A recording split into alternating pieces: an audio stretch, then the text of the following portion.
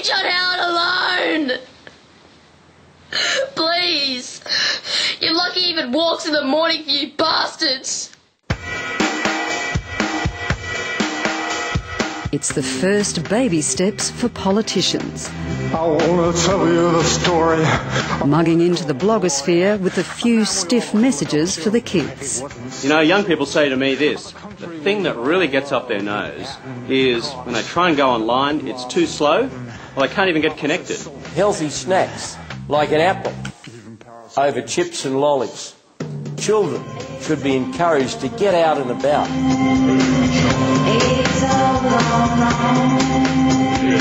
Both party leaders have been trawling cyberspace for young new friends for the past few months now, but with mixed success.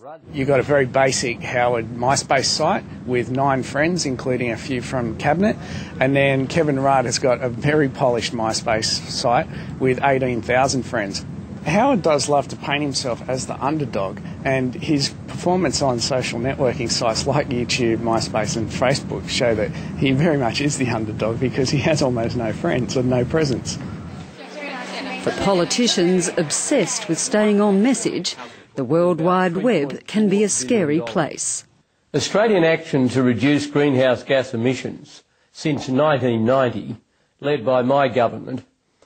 While Kevin 07's postings have been largely ignored by YouTubers, the PMs have been mercilessly pilloried. So, John, we've watched your video on YouTube, the one about climate change. We hear what you're saying, and it sounds like this.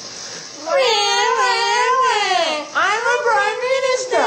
I'm trying to get re-elected. Climate change is important. The world's going to die and fall apart.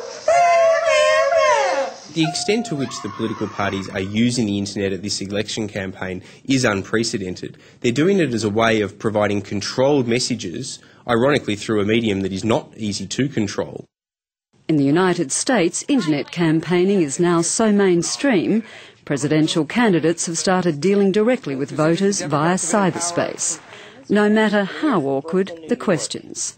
If you were elected President of the United States, would you allow us to be married to each other? My wife Elizabeth spoke out a few weeks ago, and she actually supports gay marriage. I do not.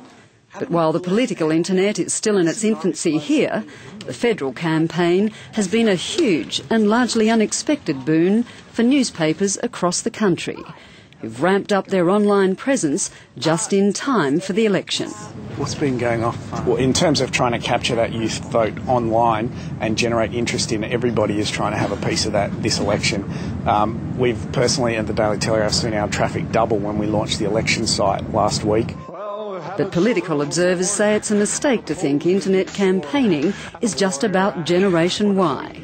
For John Howard, those pre-dawn YouTube messages have also been a very effective weapon in setting the media agenda for the day. I will visit Devonport in northern Tasmania today. For Kevin Rudd, a chance to shine as the cyber-savvy face of the future. Kevin Rudd challenged John Howard to an online debate. And I think he would have choked on his Weet-Bix if Howard had actually responded to that. He didn't expect him to. The message from Rudd was to try to make the point that he's offering this, Howard's refusing, and that's a sign that he, as the younger leader, is a fresh face with new ideas who's in touch with young people as well.